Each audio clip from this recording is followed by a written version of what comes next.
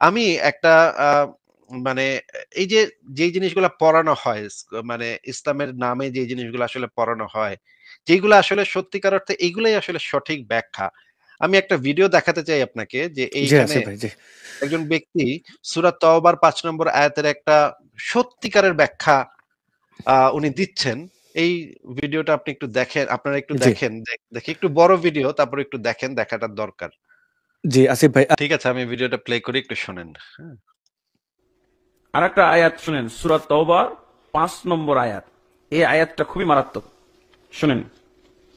এই আয়াতটা আবার পুলিশ টুলিশ থাকলে তর্জমা করা যাবে না, বুঝছেন? কারণ এই আয়াতটাকে অনেকেই বলে সন্ত্রাসী আয়াত। সন্ত্রাসী আয়াত দেখেন, তর্জমা করলে শব্দ দৌড় দিবেন। তর্জমা করব? এটা খালি তেলাওয়াত করা জায়েজ আছে, বাংলাদেশে এটা তেলাওয়াত করা জায়েজ আছে, কিন্তু তর্জমা করা চলবে না। তর্জমা করব? ভয় পাবেন না তো? আচ্ছা, আলহামদুলিল্লাহ। দেখা যাক সূরা তওবার কয় নম্বর আয়াত? ৫ নম্বর আয়াত। এখানে শুনেন কি বলছেন। فإذا انسلخ الأشهر الحرم فاقتلوا المشركين। আল্লাহ তাবারক ওয়া তাআলা বলছেন, যখন হারাম মাসগুলো অতিবাহিত হয়ে যাবে। হারাম মাস চিনেন তো? কয়টা হারাম মাস?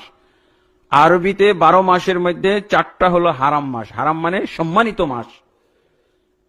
রজব, জুলকাদা, জুলহিজ্জা, আর হলো মুহররম। আরবি প্রথম মাস হলো মুহররম, এটা হলো হারাম মাস। এরপরে হলো রজব, 2টা হারাম মাস। এরপরে জুলকাদা, জুলহিজ্জা, এই 4টা হলো হারাম মাস। আল্লাহ কি বলছেন রাসূল সাল্লাল্লাহু আলাইহি ওয়াসাল্লামের উপরে সূরা তওবা নাজিল করে ৫ নম্বর আয়াতে কি নির্দেশ দিচ্ছেন শুনেন। হারাম মাসগুলো অতিবাহিত হয়ে গেলে ফাকতুলুল মুশরিকিন, আপনি আপনার মুমিন বাহিনী, মুমিন সম্প্রদায়কে অর্ডার দিয়ে দেন, তাদেরকে আদেশ দিয়ে দেন, তাদেরকে দায়িত্ব দিয়ে দেন। কি দায়িত্ব? ফাকতুলুল মুশরিকিন, মুশরিকদেরকে হত্যা করো যেখানেই পাও। মুশরিকদেরকে হত্যা করো যেখানেই পাও। যেখানে পাও বলতে কোন কোন জায়গা বাদ, আর কোন কোন জায়গা বাদ না, বলেন তো? যেখানেই পাও। আল্লাহ কি বলছেন? যেখানেই পাও মুশরিকদেরকে হত্যা করো। বাংলাদেশে পাও, ইন্ডিয়ায় পাও, মায়ানমারে পাও, আমেরিকায় পাও, ইউরোপে পাও, তাই না? জঙ্গলে পাও, সাগরে পাও, যেখানে পাও বলতে কোন জায়গা বাদ আল্লাহ বলছেন নাকি? মারাত্মক কথা না? হ্যাঁ, মুশরিকদেরকে হত্যা করো যেখানেই পাও। তারপরে দেখেন কি বলছেন। আপনাদের দেশের কোরআনও আছে, এখানে কোরআন আছে কোন? ও,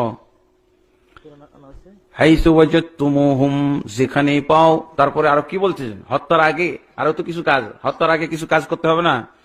ওই লোকটাকে তো আপনার গ্রেফতার করতে হবে, বন্দী করতে হবে। এই জন্য আল্লাহ এটাও বলছেন, খুজুহুম, তাদেরকে পাকড়াও করো, তাদেরকে গ্রেফতার করো। খুজুহুম ওয়াহসুরুহুম, তাদেরকে অবরোধ করো, অবরুদ্ধ করো, ঘেরাও করো চতুর্দিক থেকে। তারপরে ওয়াকুদু লাহুম কুল্লা মারসাদ, মুশরিকরা যেই রাস্তাঘাট ব্যবহার করে সেই রাস্তাঘাটে বসে থাকো। ধরতে হবে না এই রাস্তা দিয়ে মনে কোনো মুশরিক চলাচল করতে পারে, এই নদীর ঘাটে কোনো মুশরিক চলাচল করতে পারে, এই জন্য রাস্তা এবং ঘাটে ওঁত পেতে বসে থাকো। কিসের জন্য? ওই মুশরিক ধরার জন্য। তারপরে কি বলছেন আল্লাহ? এটা সন্ত্রাসী আয়াত না? হ্যাঁ, মারাত্মক কথা। এই জন্য তো তর্জমা করতে আগে ডানে বামে পুলিশ দেখতে হয়। হ্যাঁ, তো তারপরে কি বলছেন? ফাইন তাবু, তবে যদি তারা তওবা করে, ওয়া আকামুস সালাতা, এবং সালাত কায়েম করে, ওয়া আতাউজ যাকাতা, যাকাত কায়েম করে, ফাখাল্লু সাবিলাহুম, তাহলে তাদের রাস্তা ছেড়ে দাও। তাদেরকে গ্রেফতার করে থাকলে তাদেরকে মুক্ত করে দাও, তাদেরকে অবরোধ করে থাকলে ছেড়ে দাও, তাদেরকে মুক্তি দিয়ে দাও। যদি 3টা কাজ করে, তওবা করে, সালাত কায়েম করে, যাকাত আদায় করে, তাহলে তাদেরকে মুক্ত করে দাও, তাদেরকে হত্যা করো না। আর তাহলে কি বলো? এই আয়াতের তাফসীর বুঝবেন না? তাফসীর কি বল? এই আয়াতের তাফসীরটা শুনেন, তাফসীর কেমন। যদি তারা তওবা না করে, যদি তারা সালাত কায়েম না করে, যদি তারা যাকাত আদায় না করে, তাহলে তাদেরকে হত্যা করো, রেহাই দিও না। দেখছেন তাফসীর? যদি তারা তওবা না করে, যদি তারা সালাত কায়েম না করে, যদি তারা যাকাত আদায় না করে, তাহলে তাদেরকে রেহাই দিও না, মুক্তি দিও না, তাদেরকে হত্যাই করো। বুঝা গেছে? এটা কি কোরআনের নির্দেশ না? তাহলে কত বড় অপরাধী।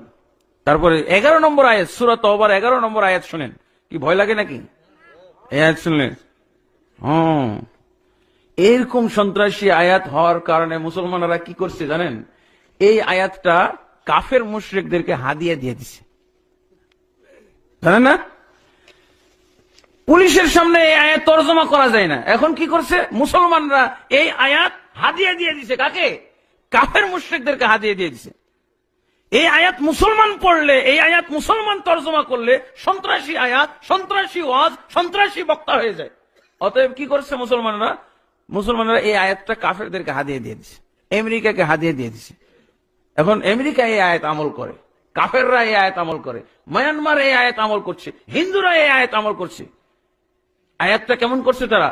ফাকতুলুল মুসলিমিনা হাইসু ওয়াজাদতুমুহুম, তোমরা মুসলমানদেরকে যেখানেই পাও হত্যা করো। হ্যাঁ, মজা লাগছে এখন?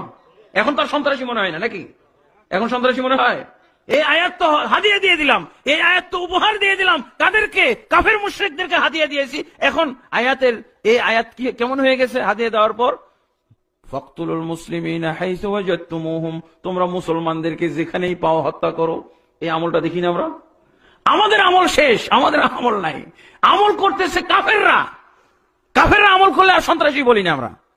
আর মুসলমানের পক্ষে যখন এই আয়াত তেলাওয়াত করা হয় তখন সন্ত্রাসী আয়াত। হ্যাঁ, এই বেকুব মুসলমান, এই বেকুব পুলিশ, এই বেকুব সরকার। হ্যাঁ, এই আয়াত কাফেরদেরকে হাদিয়া দেওয়ার পর কি মজা এখন? তারা আমল করতেছে না। মুসলমানদেরকে যেখানেই পাও হত্যা করো। মায়ানমার সাপ করে দিয়েছে, কোন মুসলমান নেই, সব আমল করেছে। কি সুন্দর আমল! এখন আর সন্ত্রাসী মনে হয় না? না, মুসলমান সমাজে এই আয়াত পাঠ করলে সন্ত্রাসী আয়াত মনে হয়। ডানে বামে সামনে পিছনে আমরা পুলিশ তাকাই। হ্যাঁ, থানার কেউ আছে কিনা? এই ব্যাক করলো মুসলমান, এই নরাধম মুসলমান, এই বেহুশ মুসলমান, বিবেক শূন্য মুসলমান, ইমান শূন্য মুসলমান, বেঈমান মুসলমান। আল্লাহর আয়াতকে কাফের মুশরিকদেরকে হাদিয়া দিয়ে কিভাবে তোমরা বেঁচে থাকতে পারো? হাদিয়া দিয়ে দিয়েছি না? এই আয়াত আমল করার কথা কাদেরকে আমল করতে বলা হয়েছে? এই আয়াত আমল করার জন্য আল্লাহ কাদেরকে বলেছেন? রাসূল সাল্লাল্লাহু আলাইহি সাল্লাম মুমিন বাহিনীকে বলেছেন, ইমানদারদেরকে বলেছেন, তোমরা এই আয়াত কায়েম করো। এই আয়াত কায়েম করলে এ কার পক্ষে কাজ হইতো? আল্লাহর পক্ষে, দ্বীনের পক্ষে, ইসলামের পক্ষে, মুসলমানদের পক্ষে এই আয়াত আমল হতো। নির্লজ্জ বেহায়া মুসলমান, ইমান হারা মুসলমান, হুশ করো। এই আয়াত আমল করছে কারা? মুসলমানরা আমল করছে। কারা? কাদেরকে আমল করতে দেখেন? এই আয়াত কারা আমল করতেছে? ভয়ঙ্কর তাসিফ ভাই যে অভিযোগটা করলেন যে মুসলমানদেরকে নাকি এরকম করা হয়, আমরা তো দেখি উল্টা। মানে এই খুবই দুঃখজনক আসিফ ভাই। এবং আমি দর্শকদের একটু বলতে চাই যে সংশয়.com-এ আপনারা এই ধরনের মানে আসলে ইসলামিক সন্ত্রাসবাদ কি সেটাকে পুঙ্খানুপুঙ্খভাবে আসিফ ভাই সমৃদ্ধ করেছেন সংশয়.com। আপনারা ভিজিট করতে পারেন। এই ইউটিউবের কমেন্টে দেখেন পিন করা একটা কমেন্ট আছে, এই ওয়েবসাইটের লিঙ্কটা আপনারা এই লাইভ শেষে ভিজিট করতে পারেন। সেখানে আপনাদের নানাবিধ প্রশ্নের আপনারা উত্তর পাবেন। এবং আমি ব্যক্তিগতভাবে খুবই কৃতজ্ঞ আসিফ ভাইয়ের কাছে এত এইভাবে আমাদেরকে সমৃদ্ধ করার জন্য।